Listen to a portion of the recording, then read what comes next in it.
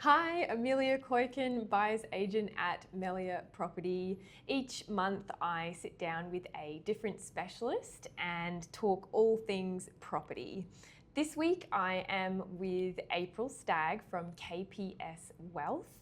April is a financial advisor with KPS in the Brisbane office. In the Brisbane office? Yeah. We've got two offices, one in Brisbane and one in Townsville. Yeah, awesome. So, today, I just wanted to dig into a bit on how you, as a financial advisor, fit into the process of buying an investment property. So, say we've got a working couple, they work full time and they've got surplus income. They come to you and say, we want to buy an investment property, or we're thinking about buying an investment property. Can you help us? What's the first step? Absolutely. So I get a lot of clients that come to me knowing that they want to do something extra with they do have surplus money. So it sometimes property, sometimes a share portfolio. If it's property, I guess first area that I need to look at with the client is, well, to exactly understand the client's goal. Like, what are they trying to get out of this? Are they trying to purchase a property and they're relying purely on capital growth? Or is it something in their strategy they want to make sure that they've paid this property off before they retire? So they come to me for different reasons. Well, the underlying reason for wanting to purchase a property, but then what that looks like beyond that, that's where I kind of come in. So you'll sit down and you'll have a look at what their long-term goals are. Yeah, long-term goals, and 100%. How property is going to help them. Because some people will want to. I guess it's just coming from an affordability perspective. So can they afford the property? That's important. And is it still going to fit in with their overall plan of if they want to retire in, say, 10 years or 15 years? How does purchasing this property, how is it going to affect that goal of them wanting to retire? So where they feel they may have disposable income, we want to make sure that they do, or can we push them harder and they may even be able to retire sooner if we can get that property paid off quicker. So I guess looking at their cash flow first, seeing if they have scope to purchase the property. I would then give them a few scenarios as if you were to purchase, like I'm just using this as an example, like $800,000, $1 million or $1.2 million purchase price, and then what that looks like, because there are a lot of other fees involved that clients just don't know. So what that's going to look like, and then how that's going to look like on their bottom line to their cash flow each month, and whether or not that gives them the information then to be able to decide whether they should push themselves more and they can actually purchase the $1 million property or the $1.2 million property. Right. Yeah. Okay. So once you've looked at how that property is going to work in with their cash flow, what would be the next step for them? So from the cash flow, if they can afford it, and then I guess then we would work out whether or not are they trying to reduce the debt properly, like quickly. So then I could incorporate the debt reduction strategy. So if they want to pay it off in 8 years, like this is what we need to do to get there. So I'll have overhaul their cash flow and dissect like pretty much their bank statements to find out whether or not where they can maybe cut back on. And sometimes this is what clients need, that little bit of a push, like if you go harder in these areas so that it's going to free up to be able to do this. So the statement of advice that I would give to the client, I would make sure that it's reflected if there's a certain way that they want to purchase it, just making sure that I work in with their accountant or their mortgage broker to make sure that it's as per my advice as well. Yeah. And then I guess if they then go away, because I'm not advising them to purchase in a certain area as such, that's not where I come in. I like to just paint the picture of what it's going to look like for the different scenarios. And then I think it's important then to do a bit of a check-in to see whether or not what we've put down on paper, once they've purchased the property and if the dust settles, so to speak, whether or not they how are they coping with that? Have we pushed them too hard or not hard enough? So I guess a check-in at 3 months, 6 months, like in that first year, there will be a few check-ins, just because we would need to tweak things a little bit for them, just to see how it's all going. And if it's still fitting with them comfortably. That's right. That's right. And so we were talking about the debt reduction before, and I suppose the strategy that you would use to approach that would depend on their end goal. So whether or not they are just planning on buying and holding, that property is going to be passed down through the generations, or whether they have plans to sell that property on in, say, 10, 15 years' time as a retirement plan.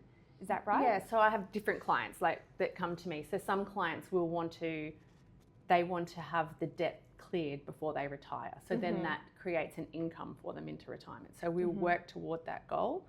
And sometimes it could be increasing their working life a little bit by an extra couple of years to ensure that happens. Right. Or if they can be pushed harder, they might actually be able to retire a couple of years earlier. So then some clients, they just want to purchase an investment property, and because the capital growth around Brisbane at the moment has been very strong, so I get some clients that come to me that purely just, I want to purchase, I want to pay interest only payments, and then I've got a plan to sell it, and maybe we don't have a crystal ball, but like that it may have doubled in price over the next 10 years, and then I'm selling it, and that's my retirement plan. So they're happy to continue just to pay the interest only on that property and the minimum repayments, in which case there's not really a debt reduction strategy that I would put in place for them, but there could be other strategies that we might be able to divert that money elsewhere if they've got surplus income. So, April, if you had one tip to give to somebody who's just thinking about starting out in property investment, what would you say to them? So I think it's important that they've considered what's going to happen in the event, and it's very, it's not a nice topic to think about, but for a couple, if they're purchasing an extra property, like an investment property, they're going into more debt. So it's important to ensure that they're adequately covered in regards to life insurance. And that's one of my specialties, is life TPD income protection. So just making sure when I have clients that also have an investment property, rather than just covering your main property, because that's generally what I like to cover first, is to clear all debt. So the surviving spouse would then have their principal place of residence paid off. For someone having an investment property, I like them to also think about increasing their insurances. So then it depends on, like, if one of the spouses was to pass away, then they have two properties. Like they don't have to worry about a debt on their own property. Plus, then the investment property would be paid off, which then provides that passive income to the surviving partner as well. So I think that that's a really important area to consider. If you can, just to review your insurances, it would just kind of give that extra peace of mind for the surviving spouse, that they don't necessarily then have to go and offload that property straight away, because it could be a bad time, in the market, and you don't want to be backed into that corner of having to sell. So that would probably be one of the major considerations. That's an important tip, because I think it's something that a lot of people might gloss over. They're not really thinking about that. Or maybe they have it, but they haven't reviewed it in a while, and they're just not insured enough. Yeah, a lot of people are not insured enough, and default insurances, while they've got some level of cover, they can be quite minimal in comparison to people's debt levels, and debt levels today. They are much higher. So whereas you might have a default insurance of $200,000, people have debts of $600,000, $700,000, $800,000. So it doesn't go anywhere near. So to have a review, even if you aren't purchasing another investment property, just on your own property that you have, it's so important to make sure that you've got the right insurances in place.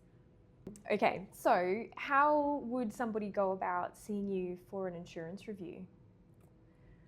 It's quite easy, really. So I can do it over the telephone. Initial kind of fact find, 10 to 15 minutes. I get a little bit of information from you, and then I can go away. And so I do ask if you've got any insurances, if your insurances are in your super fund, ask some other basic details, and then I go away for a couple of weeks, and then I work on your review. And so I compare what you currently have, and I compare apples with apples, so to speak. So if you were to have the exact level of cover that you have now, I can get it on the market for this.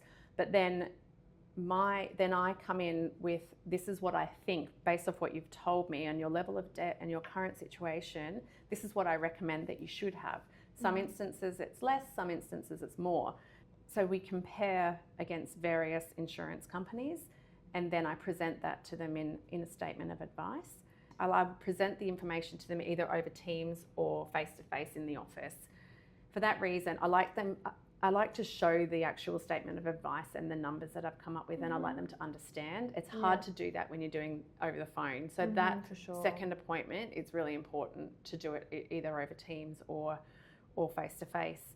So I'll give them some different comparisons. So like if they were coming to me and I thought that my recommendation is that they should have $800,000 of life insurance, I would go above and beyond that as well, to give them a bit of like some options. So they're not, again, they're not, this is what I think, like I can give a one recommendation, but then also giving some quotes slightly above and slightly below. And I would do the full suite. So life insurance, TPD insurance, income protection insurance, and then trauma insurance. So I just do all of it. There's I don't charge for an insurance review. So really I feel like you've got nothing to lose by coming and doing that review, because hopefully I can save you some money and put you in a better position, and that give you that peace of mind that you know that you've got the right level of cover. Yeah, and that's probably the most important thing, right? Yeah, the peace of mind. Absolutely, peace of mind, 100%. And because we see a lot of the other side of it as well with the claims and where people are underinsured, and it is quite sad to see those scenarios coming through. Yeah. I can imagine. So whether you're just starting out in investment properties or whether you are well on your way to building your portfolio, I hope that you've been able to take something valuable away from our little talk. And even if it's just prompted you to think about whether it is possible to invest in a property and whether you should perhaps reach out to April and find out if it is something that can fit in with you. And thanks. Just if you do want to reach out to me, please just a phone call, and then I can just have an initial chat with you to see what it is and how I might be able to help you, and we can take it from there. Sounds really good. Yeah.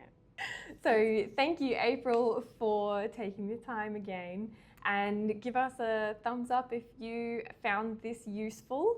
We'll put all the contact details in the description below. Thanks, Amelia.